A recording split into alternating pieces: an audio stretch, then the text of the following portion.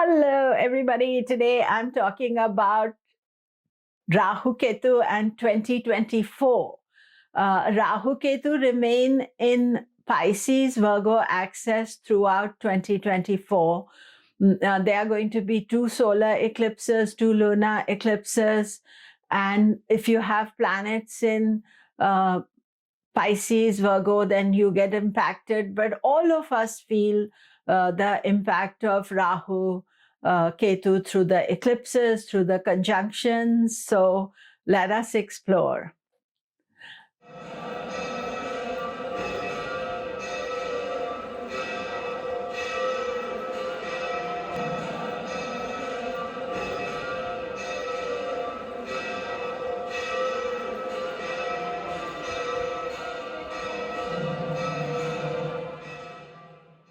Hello, I'm Komilla Sutton, and we are talking 2024 and Rahu Ketu. Do remember to subscribe, press the bell notification. So in 2024, Rahu is going to be in Pisces and Ketu is going to be in Virgo. They begin 2024 at 26 degrees Pisces Virgo, and they end at 7 degrees Pisces Virgo. Remember that Rahu Ketu are oppositions. They are always opposite sides of the zodiac. They are churning up the situation for us, and their degrees are exactly opposite each other. So if you have planets that are in exact opposition, then the degrees can cause problems because extra problems. And generally by transit, Rahu is easier to experience than Ketu. Ketu is more challenging. Now, what you have to watch out is that if you have planets placed in Pisces, Virgo, so of course the ascendant, sun, moon, other planets.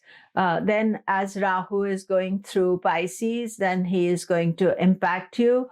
And the opposite in Virgo, Ketu is transiting over Virgo. And if you have planets placed there, then Ketu is going to be impacting you. So again, you want to watch your moon, your ascendant, your sun, other planets. Usually, the thing is this, that if your ascendant, sun or moon are in Pisces, Virgo, that means that this transit is making big changes for you, because the eclipses are Pisces, Virgo. It may not happen on the day of the eclipse or day of the transit, but there is a kind of a shifting energy in your psyche, and they can bring up situations that are karmic by nature, that are unexpected, that lead to change.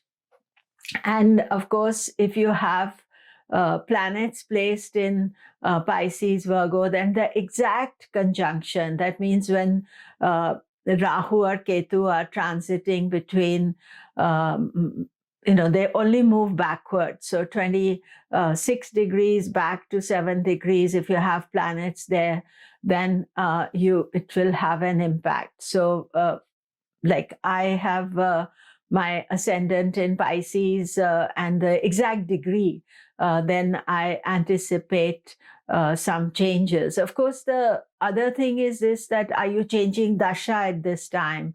Are you having Sade Sati at this time? See, there are many things. It's your Pisces moon, you're also in Sade Sati.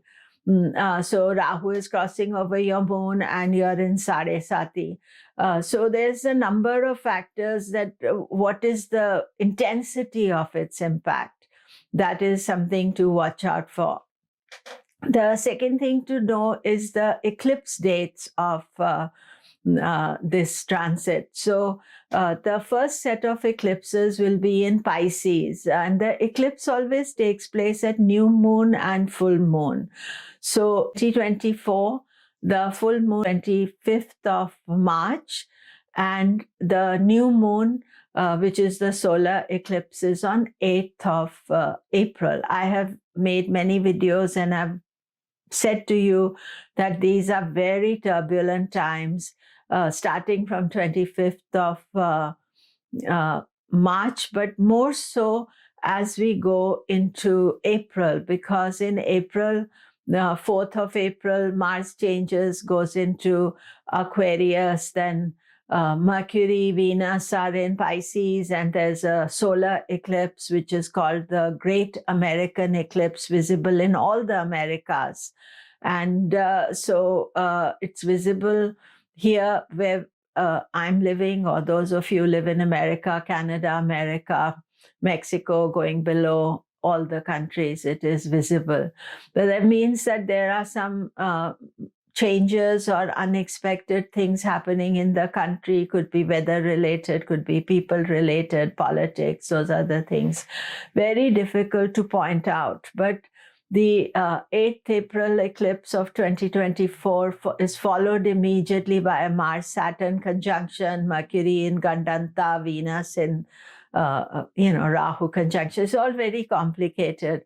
So that means that you do have to take care and be extra cautious around that time. So that, I would say, of the year, as far as Rahu is concerned, that is the most difficult eclipse that we have to deal with. Then the other side, the Ketu eclipses are there.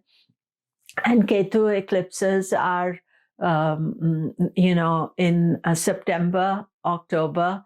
So we start with the Ketu eclipse on 17th. It's a lunar eclipse. It's a partial eclipse, 17th September. And there is a solar eclipse on 2nd of October.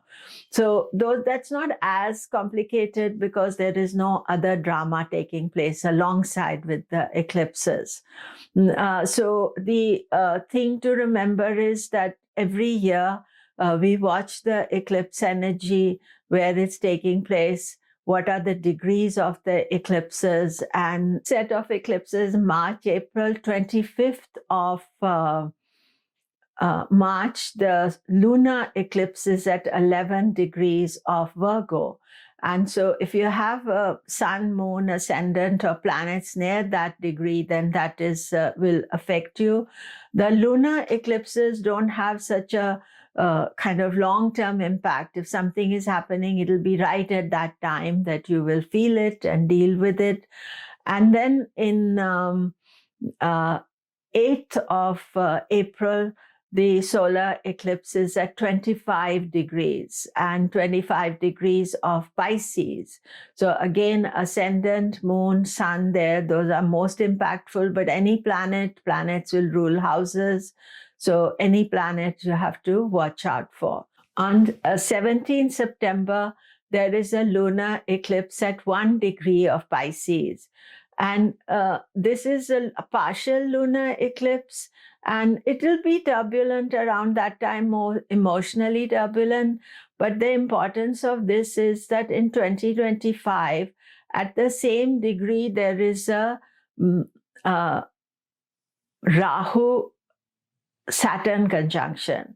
So we do watch the 17th September, and one has to be careful.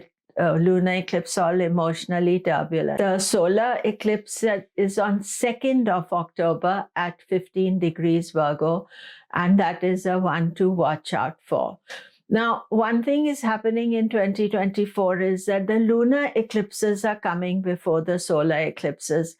These are more difficult to experience. The reason is this, that the lunar eclipse makes us more emotional, and it connects to our emotions. And then the solar eclipse follows, and so there's like an added emotional burden on them. So we are watching the eclipses. Then the other important thing is the conjunctions. Now, last year, 2023, we had Jupiter-Rahu conjunction. This year, the major conjunction is on 18th of May of Mars-Rahu in Pisces. So this is a one to watch out for. Not an easy conjunction. Always Mars-Rahu can bring violence. It can bring anger. It is turbulent times. So we have to be careful not to travel, not to be in big groups. Try to avoid those things if you can. And generally with Rahu Ketu transits, we are watching, they're trying to destabilize us. So they are trying to create turmoil in our life. And if you're Virgo or Pisces, that is where the maximum effect is. And if you have planets placed there, that means that those planets are ruling particular houses as well. So it is important to go cautiously, carefully, make your choices accordingly. And I'll be making a separate video about how 2024 planets impact you. So thank you very much. All the best.